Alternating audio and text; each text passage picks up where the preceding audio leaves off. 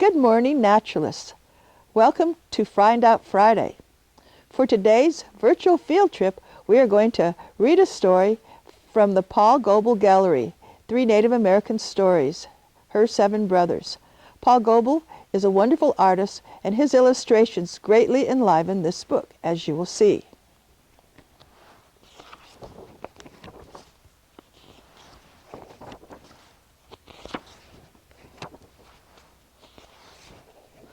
Her 7 Brothers. This is a Native American Cheyenne legend. Stories were told after dark, when the mind's eye sees most clearly. Winter evenings were best, when the children were lying under their buffalo robes and the fire was glowing at the center of the teepee.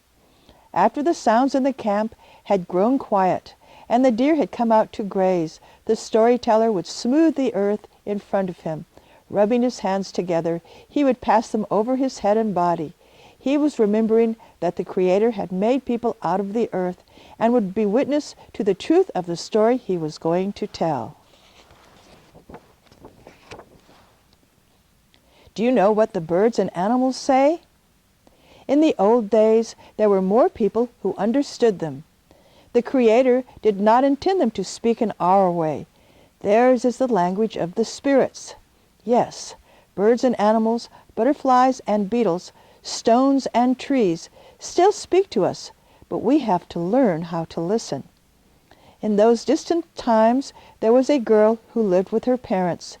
She did not have any brothers or sisters, but she was never alone because she could speak with the birds and animals. She understood the spirits of all things. When the girl was quite young, her mother taught her how to embroider with dyed porcupine quills onto buffalo and deer skin, robes and clothes. She worked hard. In time, she became very good at it. Her parents were proud when she gave them something she had made. People marveled at her skill and beautiful designs.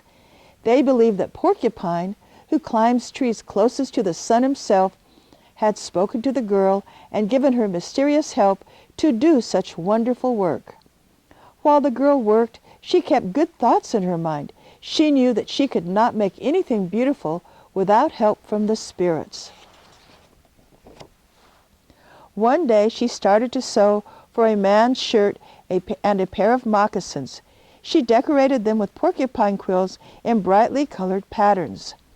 Every design had a meaning for her. When the shirt and moccasins were finished, she did not give them to anyone. She put them away and started on another set. Her parents wondered why she did this when she had neither brothers nor young men who were courting her. When a second set was finished and she was starting another, her mother asked her for whom she was making the clothes. Her daughter replied, "There are 7 brothers who live by themselves far in the northern country where the cold wind comes from. I have seen them in my mind when I close my eyes. I am making the clothes for them. They have no sister. I will look for the trail that leads to their teepee. I will ask them to be my brothers." At first her mother thought it was just a young girl's imagining, but every day her daughter brought out her work. The months passed, and she made 6 shirts and pairs of moccasins. And then she started with special care on a 7th set, smaller than the others, for it was to fit a very small boy. Her mother was puzzled, and yet she sensed that her daughter had seen something wonderful. Even the wise men did not know, but they believed that the unseen powers had spoken to the girl. Her mother said, "I will go with you. When the snow melts, we will pack your gifts onto the dogs. I will help you guide them until you find the trail." The geese brought back the springtime, and they set out for the north country. The way was green and beautiful with flowers, and loud with frogs and red-winged blackbirds calling by every pond. 2 faithful dogs carried the bags of clothes. The girl had the little boy's clothes in a separate bundle on her back.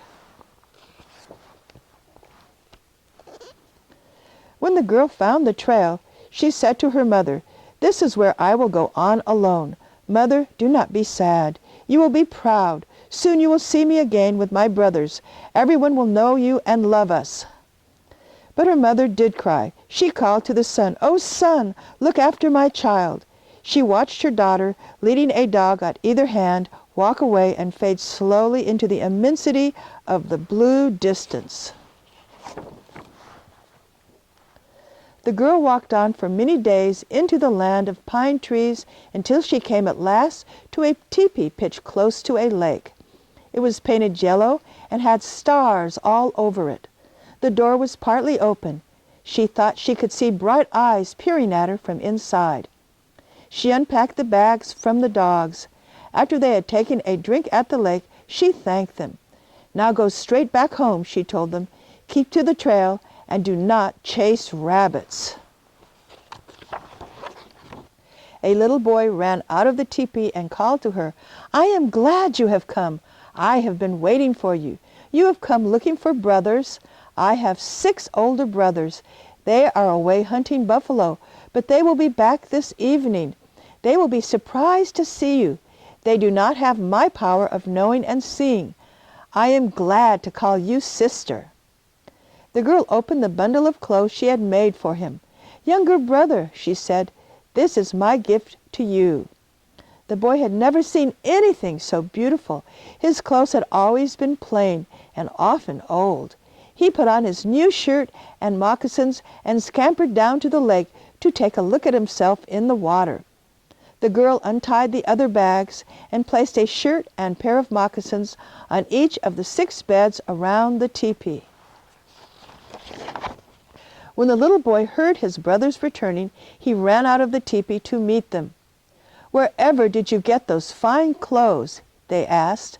The boy replied, "A girl made them for us. She came looking for brothers, and now I call her sister. She has made wonderful shirts for all of you. Come and see." The brothers were very proud of their sister and looked after her well. While they were out hunting, she stayed in the teepee with the little boy. He would take his bow and arrows to protect her if she went out for water or to gather firewood. She liked to have good meals ready for the hunters when they returned home.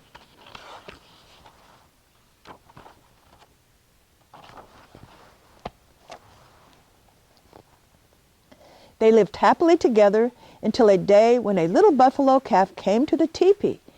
He scratched at the door with his hoof. The boy went outside and asked, "What do you want, buffalo calf?" "I have been sent by the chief of the Buffalo Nation," the calf said. "He wants your sister. Tell her to follow me."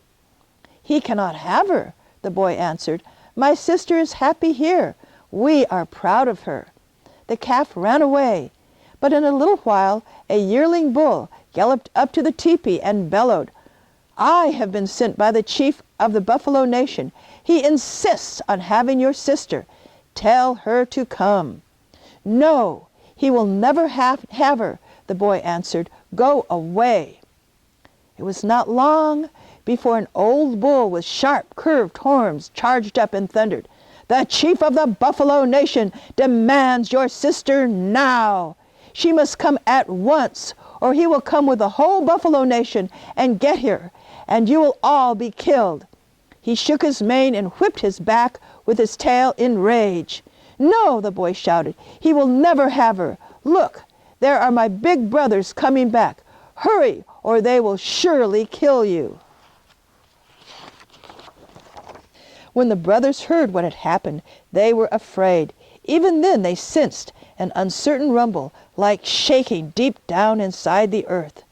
Beyond the horizon, dark dust clouds were rolling out under the sky toward them. The buffalo people were stampeding in the awful darkness beneath. "Run!" shouted one of the brothers. "Wait!" the little boy called out, and he ran into the teepee for his bow and arrows. He shot an arrow straight up into the air, and a pine tree appeared, growing upward with the arrow's flight. The girl quickly lifted her little brother onto the lowest branch and climbed up after him. All the brothers clambered after, just as the chief of the Buffalo Nation struck the tree a terrible blow, splintering it with his horns. He hooked at the trunk again and again, and it was split into slivers. Dark masses of angry buffalo crowded around the tree, pawing the ground and bellowing. The tree quivered and started to topple. "Hurry! You have power! Save us!" the brothers called to the little boy. He shot an arrow and the tree grew taller. He shot another far into the sky, and the tree grew straight upward, higher and higher, and they were carried far away up among the stars. And there they all jumped down from the branches onto the boundless star prairies of the world below.